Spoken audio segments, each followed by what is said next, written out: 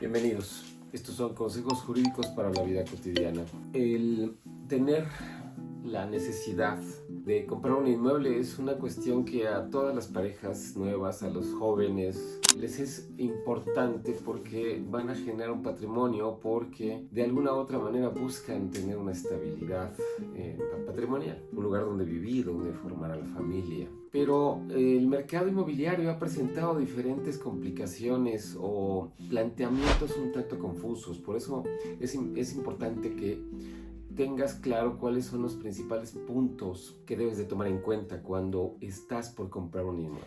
El primero de ellos es la escritura. El propietario del inmueble que se quiere vender debe de tener ya el título de propiedad que corresponde a ese inmueble y algunos documentos adicionales como los comprobantes de impuesto predial y de agua. Algunos notarios hablan de 6 años, pero tratan de garantizar que se tengan ejercicios completos pagados. No solo es el título de propiedad cuando existe copropiedad o cuando existe una sociedad como dueña, porque entonces se buscará el título, la escritura constitutiva, el poder, la identificación del representante legal y las facultades del representante legal para confirmar si está en posibilidades o no de ofrecer el inmueble. Todo eso hay que revisarlo puntualmente. Por resguardo, valdría la pena ir al registro público a conseguir una constancia de foro real y así conocer la historia del inmueble y si tiene o no algún gravamen que afecte su disposición.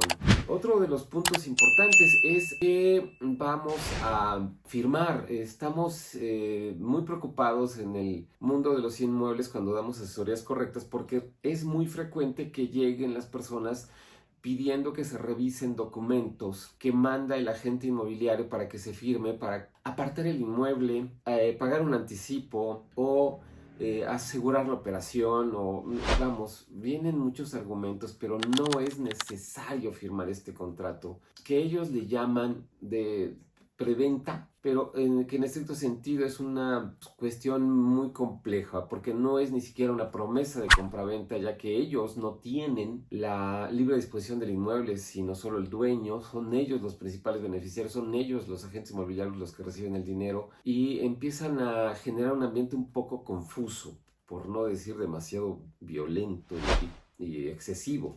Yo no recomendaría firmar un contrato de promesa de compraventa, que es el que debería de firmarse por las complicaciones que presenta esta figura. Depende de cada caso particular qué tanto podrías permitirte firmar un contrato antes de ir con el notario. Pero no es conveniente que actúes firmando si no es con notario.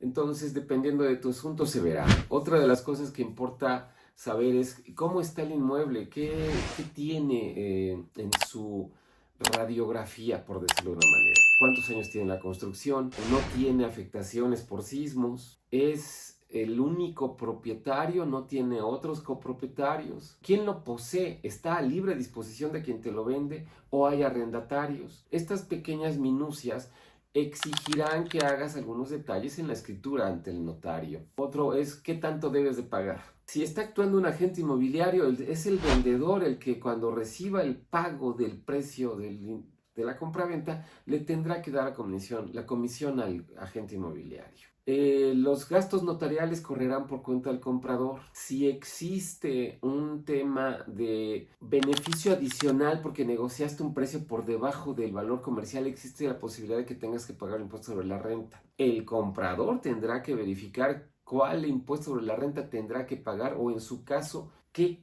ajustes tendrá que haber respecto de la tasa base. Habrá que pagar en su caso las contribuciones que estén pendientes, como el predial si no se pagó en los últimos 2 años, o el agua si se adeuda por ejercicios completos. Todo esto implica gastos, pero son los que son inevitables.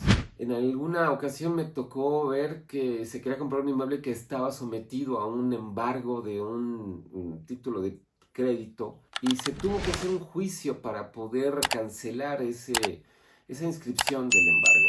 Se logró, pero tardó más tiempo. Entonces valió la pena porque ya tenía una propiedad completamente libre de gravamen y esto ayudó a que el dueño o el nuevo propietario estuviese tranquilo. Entonces hay que revisar con exactitud qué es lo que tienes en las manos. Otra de las cuestiones son las garantías hipotecarias. Cuando compras a través de un crédito bancario o a través de un crédito del Infonavit, el inmueble se queda como garantía por tanto tiempo como tiempo dure el contrato para los pagos mensuales. Estamos hablando de plazos de largo plazo, estamos hablando de largo plazo, son 15, 20, 30 años en algunos casos. Entonces llega a suceder que la hipoteca se presume como ya debidamente resuelta porque se pagó todo, pero falta cancelar la hipoteca. Y hay que ir con el acreedor hipotecario para que mande una carta de instrucción al banco correspondiente y el banco libere la escritura de cancelación de la hipoteca que habrá de inscribirse en el registro público para darte a ti un testimonio, el documento notarial para acreditar que ya no hay una hipoteca. Este detalle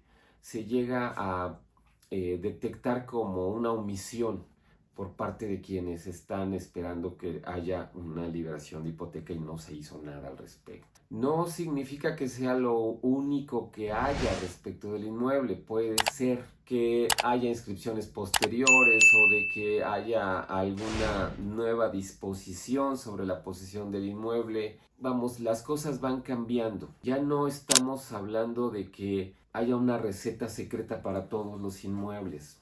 Aunque la ley trata de ser muy clara en este tipo de operaciones, resulta que hay 5 o 6 figuras jurídicas que les son aplicables a una sola operación. Lamentablemente en la práctica me he encontrado con que las personas que han buscado un inmueble y se han acercado para que les asesore, han enfrentado muchas frustraciones porque hay un alto porcentaje de inmuebles que tienen irregularidades.